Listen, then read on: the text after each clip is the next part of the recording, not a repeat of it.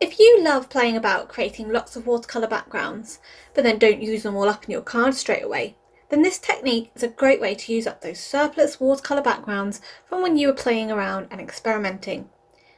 Using heat embossing, you can trap the watercolour underneath the stamped image and then lift the colour surrounding it to get stunning backgrounds to use. Whether you use them whole, cut them up, or even die cut from them, you can easily use up those backgrounds to create stunning cards. You can use this with any of the watercolour backgrounds, however I find it does work best when you use panels with bright vivid colours. I'm Verity from the creative team and welcome to the channel. So for today's card I'm using the tropical stamp from WowEmbossingPowder along with Archer's hot press watercolour paper, as I prefer to use smooth watercolour paper. However, this technique works well with cold press as well. I've cut my paper down and I'm fixing it to a hardboard with masking tape. This is going to help reduce the amount of warping later on. For the first card, I'm going to just create an ombre watercolour wash. So using a flat brush, I'm applying clear water over the paper as I'm going to be using a wet on wet technique to get a lovely soft blend. The watercolours I'm using are the also new £36 watercolour set. I find it helpful to keep my watercolour swatch in front of me to help me choose which colours look best. To start off with, I'm using fresh lemon at the top of the paper and working through the colours, gradually overlapping them to create a seamless blend. Next I use warm sunshine, then sun-kissed, then orange cream, then autumn blaze and crimson. The Wow dual speed heat gun is great for watercolour backgrounds as you can use the slow speed setting to dry your panels without worrying about the panel warping. Now once this is dry, I'm applying a second layer of watercolour, drying again in between and then adding a third layer of watercolour to create a bright vivid background. I want to show you another background as I want to show that this technique can work with much more of a non-uniform looking background as well. So again, my panel is taped to my hardboard and I've applied clear water to the panel. This time I'm using a number 12 round brush and adding colour randomly to the panel, starting off with Mountain Mist, which is a lovely pale turquoise. Using a selection of blues including Lagoon, Ocean Waves, Dusk and Persian Blue, I continue to add the colours haphazardly. As with the other background, I also dried this panel in between the layers and added another 2 layers of colours to really intensify the background. Of course, removing the masking tape when the panel is dry is the best bit to see that crisp white outline. So to actually lift the colour up, we need to first heat emboss the stamp design. However, you need to make sure the panels are completely dry before adding the embossing powder, otherwise the powder could stick to areas you don't want it to.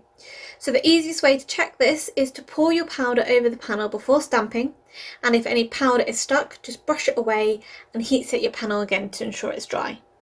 So I've placed the tropical stamp in my Misty and using my Wow Clear Ultra Slow Drying Embossing Pad, I've stamped the design onto the panel.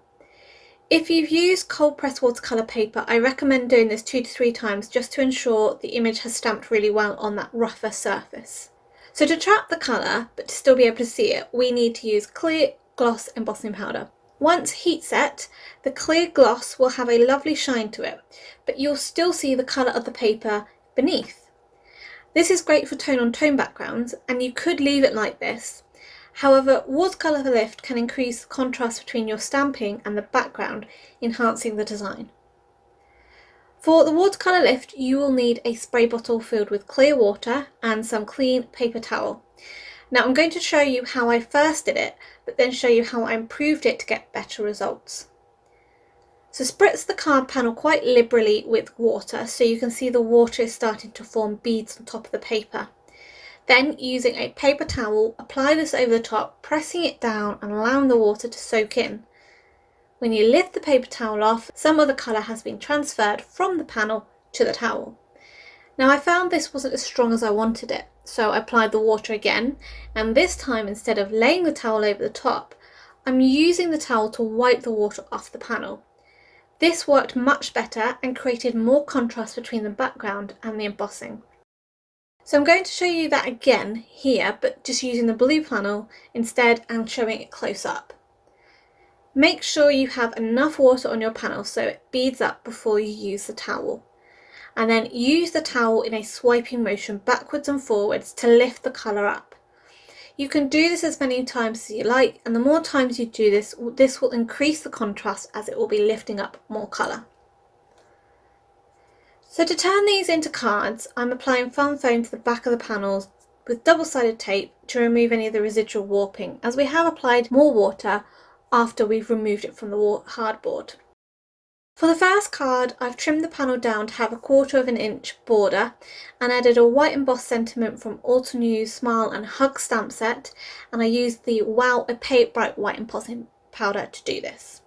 I thought that this sentiment went well with the bright coloured background, and I'd hope it would make somebody smile if it came through the post. So for the second panel, I trimmed the panel down slightly and mounted this onto the UK A6 card base and added a black stamped sentiment from Alter News Cherished Memories. Now unfortunately I hadn't trimmed the sentiment strip down very straight. I'm using my cutter line to cut the sentiment strip up and make it much more straighter before I foam mounted this onto the panel. I also created a third card using the offcut from the second panel, so don't always throw those offcuts away. Offcut created a lovely pop of colour to help ground an embossed sentiment onto the front of the card. Now all the cards were then finished off using some ice crystal sequin mix from Lucy's cards and adhered those down using Gina K Connect Glue. This technique is such a fun technique and a great way to use watercolour backgrounds in your cards, especially if you have a stack building up. What's more, you can even go further with these by die cutting from them, creating die cut sentiments, or even using it to create an ellipse card. The possibilities are endless. So I hope you enjoyed today's video. Please give it a thumbs up and subscribe to the channel. Don't forget to hit that bell icon so you'll be notified when the next video is up. If you'd like to check out my own personal channel, Pretty Little Button, I've also included a link here as well as down below. Also, why not check out this other video for some more inspiration. Until next time, happy crafting!